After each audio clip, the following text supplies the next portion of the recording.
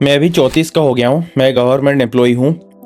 मैंने multiple government jobs भी clear किए हैं और मैंने 3 साल तक यूपीएससी का प्रिपरेशन भी किया है। ये बस मैं एक इंट्रो दे रहा हूँ ताकि आप लोग मेरा बात को थोड़ा सीरियसली सुनो, ठीक है।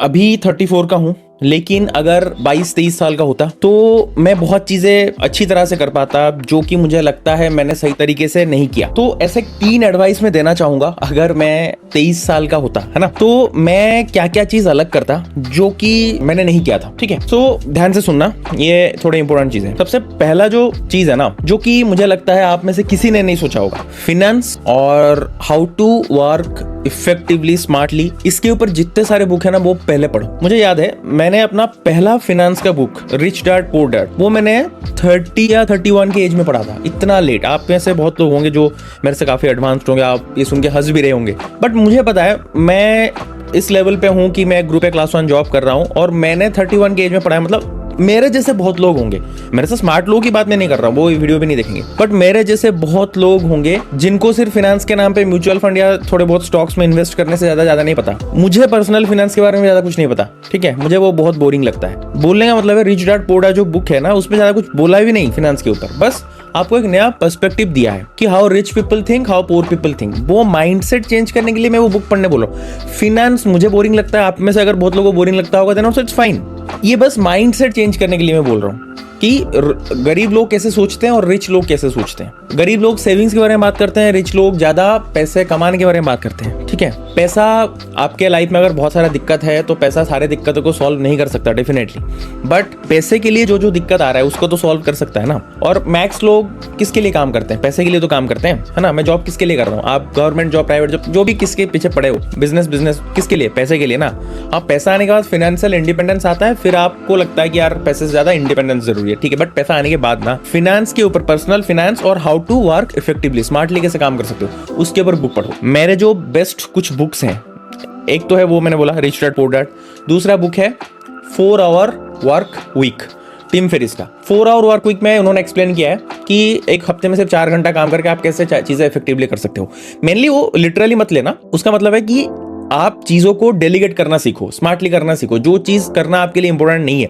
जैसे मैं अपने डे टू डे लाइफ में एक्टिविटी में बोलता हूँ, कपड़ा धोना, सुखाना, प्रेस करना, ये मुझे करने की कोई जरूरत नहीं है। इंडिया में मैन पावर बहुत सस्ता है, मैं किसी एक मेड को हायर कर सकता हूँ, 2-3 हज़ार रुपये उनको दे सकता हूँ, वो कर लेंगे। तो उसमें जो टाइम मैं बचाऊंगा उस पर मैं ये वीडियो बना सकता हूँ, अपने लाइफ को और इंप्रूव करने के लिए चीजें कर सकता हूँ, जो कि मेरी मेड मेरे लिए वीडियो बना सकती है, नहीं बना सकती, लेकिन वो मेरे लिए मेरा कपड़ा प्रेस कर सकती है। उस टाइप का चीज, जैसे कि आपको कोई प्रेजेंटेशन बनाना है, आपने किसी एक को दूसरे को डेलीगेट कर दिया। यूएस में लोग इंडिया को डेलीगेट करते हैं क्योंकि वहां पे पैसा ज्यादा मिलता है उनको। इस हिसाब से डॉलर का कन्वर्जन करेंगे तो बहुत कम पैसे में इंडिया में कोई उनके लिए प्रेजेंटेशन बना देगा। अभी आप बोलो कि आप एआई का यूज कर सकते हो। तो एनीवे, कुछ भी चीज करके ना, जो चीज आपका टाइम का वैल्यू नहीं है, वैल्यूएबल नहीं है आपके टाइम के हिसाब से, वो चीज दूसरों को डेलीगेट करना सीखो। वो 4 आवर वर्क वीक में बनाए। फिर आता है शो योर वर्क। कैसे लोगों को वीडियो बनाने से पहले बहुत लोग सोचते हैं कि यार लोग क्या सोचेंगे, क्या सोचेंगे। कोई कुछ नहीं सोचता। अपने काम को दिखाओ, काम अगर अच्छा है सब लोग अप्रिशिएट करेंगे, ठीक है। और अगर आपका काम खराब है, ऐसे भी कोई नहीं देखेगा, तो क्या हो जाएगा आपसे, है ना। ये उन्होंने बोला है शो योर वर्क में, ऑस्टिन क्लियोन। मैं नाम भूल जाता हूँ, टिम फेरिस ने लिखा था I think 4 our work week, and Austin Kleon का आई थिंक है शो योर वर्क। उसके बाद आता है अली अब्दल, जो कि मेरे पर्सनल फेवरेट यूट्यूबर है, one of the feel good productivity. कैसे प्रोडक्टिव बनना है लाइफ में, उनका पूरा चैनल डेडिकेटेड है, आप देख लेना उनके चैनल में। बहुत दिन से देख रहा हूँ, 2016-17 से जब उन्होंने स्टार्ट किया था चैनल। प्रोडक्टिव कैसे बनना है, उनके चैनल में बहुत सारे वीडियो हैं प्रोडक्टिविटी के ऊपर। तो वो एक बहुत अच्छा बुक है, फील गुड प्रोडक्टिविटी। उसके बाद और एक बुक आता है एटॉमिक हैबिट्स। एटॉमिक हैबिट्स, कोई भी एक चीज को करने में जितना फ्रिक्शन आता है ना, उसको हटाना है। जैसे मुझे वीडियो शूट करना है, तो मैंने अगर कैमरा है कन्वीनियंट लोकेशन पे रखा है, माइक है कन्वीनियंट लोकेशन पे रखा है ना, तो मुझे वीडियो बनाने का मन करेगा। बिकॉज माइक को ऐसे खींचूंगा, कैमरा ऐसे ऑन करूंगा, मुझे कोई एक्स्ट्रा 5 मिनट या 10 मिनट का मेहनत नहीं लगेगा। आपको लग रहा होगा 10 मिनट ही तो है, 5 मिनट ही तो है, लेकिन वो 5 मिनट के वजह से बहुत लोग वीडियो नहीं कर पाते। कभी डीपली आग बंद करके चीज सोचना, लाइफ में कितना चीज थोड़े बहुत फ्रिक्शन के लिए आपने नहीं किया है। बहुत चीज है, मेरे लाइफ में तो बहुत है, सबके लाइफ में। वो लोग सोचते नहीं, बट सबके लाइफ में इसी रीजन की वजह से बहुत चीजें नहीं कर पाते, बिकॉज थोड़े बहुत फ्रिक्शन आते। जेम्स क्लियर का एटॉमिक हैबिट्स बुक में उन्होंने ये चीज बोला है, थोड़े थोड़े चेंजेस करो। कैमरे को वहां ना रख के यहाँ रख दिया। आपको गिटार बजाना आना है, सीखना है, तो गिटार को पूरा सामने एक जगह पे रखो, यहाँ पे इमीडिएटली गिटार पकड़ा, काम खत्म।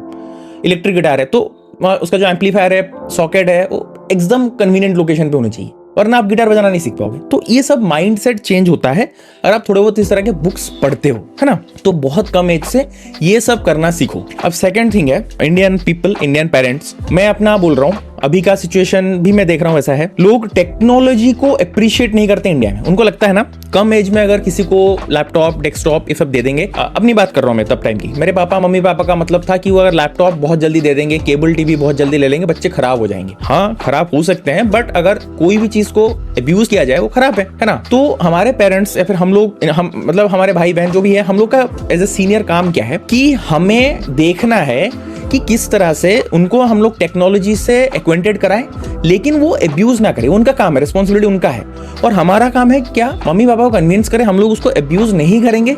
हमें टेक्नोलॉजी दो, हमें टेक्नोलॉजी सीखना है। बिकॉज मैं अपनी बात कर रहा हूं, तब भी टेक्नोलॉजी पैरामाउंट था। अभी के टाइम पे जहां पे एआई सब कुछ डोमिनेट कर रहा है, बहुत कम एज से आप अगर टेक्नोलॉजी के साथ प्रोफिशिएंट नहीं होगे तो आप कुछ नहीं कर सकते। टेक्नोलॉजी के साथ प्रोफिशिएंट होने का मतलब ये नहीं मोबाइल चलाना आ रहा है, वेब ब्राउजिंग करना आ रहा है, चैट जीपीटी में 2-3 प्रॉम्प्ट डाल के आप चीजें कर पा रहे हो, वो आजकल सब कर रहे हैं। ठीक है, आपको टेक्नोलॉजी को बहुत अच्छी तरीके से देखना, मतलब प्रोडक्टिव चीज, जैसे कि कोई भी एक ऐप आपने देखा, जैसे कि सिंपल चीज से स्टार्ट करो ना, आपको टाइपिंग स्पीड पहले बहुत अच्छा करना है। अब कुछ टाइम बाद may be typing he obsolete हो जाएगा क्योंकि वॉइस ट्रांसलेशन इतना अच्छा हो जाएगा, but till now typing speed matter करता है, बहुत मैटर करता है। जितना फास्ट आप कमांड लिख सकते, प्रोग्राम लिख सकते हो, कुछ भी कर सकते हो, टाइपिंग स्पीड बहुत मैटर करता है। अब खाली फोकट तो कोई ऐसे कीबोर्ड बैठ के ऐसे टाइप नहीं करेगा ना, वो कुछ तो एक टेक्नोलॉजी के साथ एक्वेंटेड हो रहा है, उसको टाइप करना पड़ रहा है, तब वो टाइप कर रहा है। मैं एग्जाम्पल दे रहा हूँ। बहुत कम एज से टेक्नोलॉजी के साथ एक्वेंटेड रहो। दुनिया जितना जल्दी चेंज हो रहा है, आपको उतना जल्दी टेक्नोलॉजी के साथ एक्वेंटेड होकर फिर से अपने आप को चेंज करना पड़ेगा, जो मैंने नहीं किया था। Maybe partly due to my fault, partly due to my parents fault. उन्होंने सोचा कि टेक्नोलॉजी के साथ एक्वेंटेड कर देंगे तो बच्चे बिगड़ जाएंगे। ये इनसिक्योरिटी की वजह से उन्होंने मुझे ज़्यादा टेक्नोलॉजी के साथ एक्वेंटेड होने नहीं दिया, और मेरा भी काम था कि मैं उनको समझाऊं कि टेक्नोलॉजी के साथ एक्वेंटेड होना पड़ेगा, वरना फ्यूचर के लिए दिक्कत होगा। और वो मेरा दिक्कत था, वो मेरा फॉल्ट था जो मैंने नहीं किया।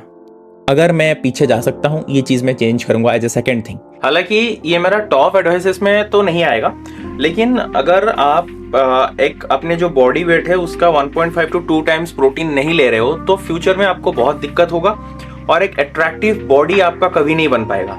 नेचुरल्टीन का प्रोटीन मैं बहुत दिन से यूज कर रहा हूँ, सिर्फ प्रोटीन ही नहीं, विटामिन, उनका आयरन, उनका मैग्नीशियम ग्लाइसिनेट और ओमेगा 3, जो मुझे बहुत दिन से फॉलो कर रहे हैं उनको पता है ये चीज।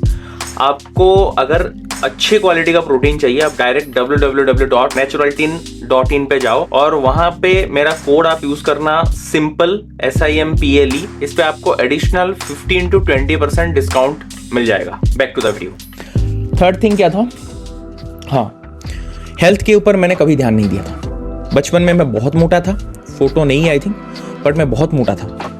उसके वजह से मुझे लगता है डेफिनेटली मेरे अननोइंगली स्टडीज़ पे या फिर मेंटल जो थिंकिंग प्रोसेस है उस पर डेफिनेटली इफेक्ट पड़ता है।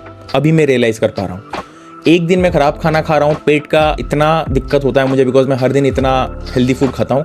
तो मुझे लगता है अगर जो लोग सालों साल तक ये फूड खाते हैं उनका मेंटल एंड फिजिकल हेल्थ पे कितना बुरा इफेक्ट पड़ता होगा। हेल्थ पैरामाउंट है, हेल्थ पे बहुत कम ऐसे ध्यान रखना स्टार्ट करो। उसी हेल्थ के साथ मैं एक पॉइंट जोड़ूंगा, 20, 22, 23 साल के हो, अभी पैसे के लिए जॉब करने के पीछे मत पड़ो। ठीक है, आपने ग्रेजुएशन कर लिया, कुछ कर लिया है ना, हेल्थ का ध्यान रखो और एक ऐसा जॉब पहले पकड़ो जो आपको ठीक ठाक पैसा दे रहा होगा, जिससे आपका गुजारा हो जाएगा, लेकिन उस पर कम टाइम इन्वेस्ट करना पड़ रहा होगा। डेफिनेटली ये गवर्नमेंट जॉब मिल जाए तो बहुत अच्छी बात है, या फिर कोई एक जॉब ऐसा पकड़ो जिसपे लो पेइंग हो लेकिन काम बहुत कम करना पड़ रहा हो। बिकॉज 22-23 के एज में हमें नहीं पता होता लाइफ में हमें क्या करना है पूरा फ्यूचर में। एटलीस्ट मुझे तो नहीं पता था। बहुत कम लोग होते हैं जो लोग को 12, 15, 14 साल में पता चल जाता है कि लाइफ में उनको क्या करना है। वो लोग कौन होते हैं? बिल गेट्स होते हैं, स्टीव जॉब्स होते हैं। सब लोग ऐसे नहीं होते। मैं एवरेज ह्यूमन बीइंग की बात कर रहा हूँ। हम लोग के जैसे लोग हैं, हम लोग को बहुत लेट में चीजें पता चलती हैं और एक्सपीरियंस के साथ पता चलती हैं। तो इमीडिएटली अगर आप बहुत एक टैक्सिंग जॉब ले लिया और दिन भर 12-14 घंटा काम कर रहे हो, बहुत पैसा भी मिल रहा है, आपको सोचने का टाइम नहीं मिलेगा कि लाइफ में एक्चुअल में आपको क्या करना है। तो आप उसी लूप में फंसे रहोगे और 12-13 साल बाद जब आपको पता चलेगा तब आपके पास करने को कुछ नहीं होगा। पर इस कम लो पेइंग जॉब में क्या होगा, आप फैमिली के ऊपर डिपेंडेंट नहीं रहोगे और साइड बाय साइड एक्सपेरिमेंट कर सकते हो चीज़ों के साथ। तब आपको लगे कि यार नहीं यार स्टार्टअप करना है, नहीं यार बिजनेस स्टार्ट करना है, नहीं यार कुछ तो अलग करना है, फिटनेस पे हम लोग नया प्रोडक्ट लॉन्च कर सकते हैं। वो कब होगा? जब आपको सोचने को मौका मिलेगा। So definitely is the third best advice मैं अपने प्रीवियस सेल्फ को दूंगा, क्योंकि मैंने ये खुद नहीं किया था। मुझे कैंपस में जो जॉब मिला था उसी पे मैं चला गया, और that's one of the blunder जो मैंने किया था लाइफ में। 3 टिप्स के साथ मैं एक बोनस टिप दूंगा जो कि बहुत पैरामाउंट है। लाइफ में चुप रहना, अकेले रहना सीखो। बेस्ट एडवाइस मैं किसी को दे सकता हूँ। जितना चुप रहोगे, जितना अकेले रहोगे, उतना माइंड काम करना स्टार्ट करेगा, उतना आपको जो एंजाइटी होता है वो कम आएगा, और उतना आप सेफ फील करोगे। These are the things I most regret about, कि अगर ये मैं पहले स्टार्ट करता तो लाइफ मेरा बहुत हद तक बेटर हो सकता था। कमेंट करो नीचे अगर आप इससे रिलेट कर पा रहे हो, जस्ट वहाँ लिखना relatable, and I will be happy कि हाँ कुछ लोगों का ऐसा सोचना भी है जैसा मैं सोच रहा था। That's all, thank you.